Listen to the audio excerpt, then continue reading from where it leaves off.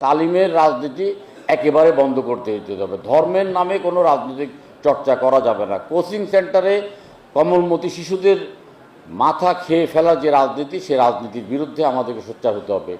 একই সাথে মসজিদে কোনো রাজনৈতিক দলের বক্তব্য দেওয়া যাবে না, কোনো রাজনৈতিক কর্মকাণ্ড মসজিদে চলতে পারবে না। এই ব্যাপারে আমাদেরকে অত্যন্ত সোচ্চার হতে হবে।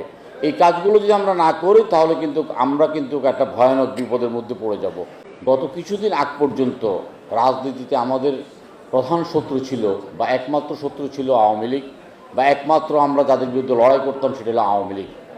আজকের এই দিনে, এই মুহূর্তে বাংলাদেশ জাতীয়তাবাদী দলকে সমান্তরালভাবে যেমন স্বৈরাচার আওয়ামী লীগকে মোকাবিলা করতে হবে, ঠিক তেমনিভাবে একটি রাজনৈতিক দল, যে রাজনৈতিক দলকে জিয়াউর রহমান করুণায় যে দলটি রাজনৈতিক দল করেছে এবং আমাদের ছত্রছায়ায় যে রাজনৈতিক দলটি ফুঁপে ফেপে আজকে অনেক বড় হয়েছে, সেই গুপ্ত সংগঠনের নামে যারা আজকে অপরাজনীতি করছে তাদেরকে আমাদের মোকাবিলা করতে হবে। একই সাথে আমাদেরকে স্বৈরাচারের বিরুদ্ধে আমাদেরকে লড়াই করতে হবে।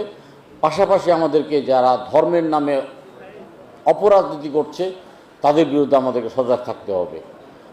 আমরা জাতীয়তাবাদী দলের নেতৃবৃন্দদের প্রতি আন্তরিকভাবে আহ্বান জানাচ্ছি, আমাদের রাজনীতিকে সামনে নিয়ে আসার জন্য আপনাদেরকে আরও সজাগ হতে হবে, আরও সোচ্চার হতে হবে।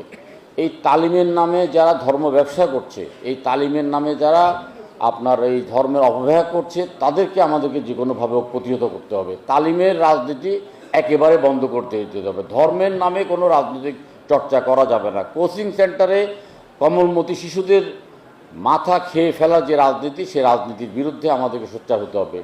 একই সাথে মসজিদে কোনো রাজনৈতিক দলের বক্তব্য দেওয়া যাবে না, কোনো রাজনৈতিক কর্মকাণ্ড মসজিদে চলতে পারবে না। এই ব্যাপারে আমাদেরকে অত্যন্ত সোচ্চার হতে হবে।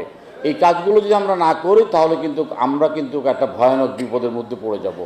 আমি গত নির্বাচনের সময় দেখেছি যে আমাদের অনেক নেতাকর্মী তাদের পরিবারের তাদের স্ত্রী, তাদের মা, তাদের নিকটাত্মীয় তারা জামাত ইসলামের রাজনীতির সাথে সম্পৃক্ত হয়ে গেছেন। এমনকি আমি নিশ্চিতভাবে বলতে পারি যে আমার বিএনপি নেতা তার স্ত্রীকে কন্ট্রোল করতে পারেন নাই। স্ত্রীর প্রভাবে প্রভাবিত হয়ে তিনি বরং ধানের শীষের বিপক্ষে ভোট দিয়েছেন। স্ত্রীকে তিনি তার পক্ষে আনতে পারেন নাই, তিনি স্ত্রীর প্রভাবে প্রভাবিত হয়ে ধানের শীষের বিপক্ষে ভোট দিয়েছেন। অসংখ্য নজির আছে। আমাদের সেই সমস্ত গুপ্তদেরকেও খুঁজে বের করতে হবে, তাদের বিরুদ্ধে আমাদেরকে সজাগ থাকতে হবে।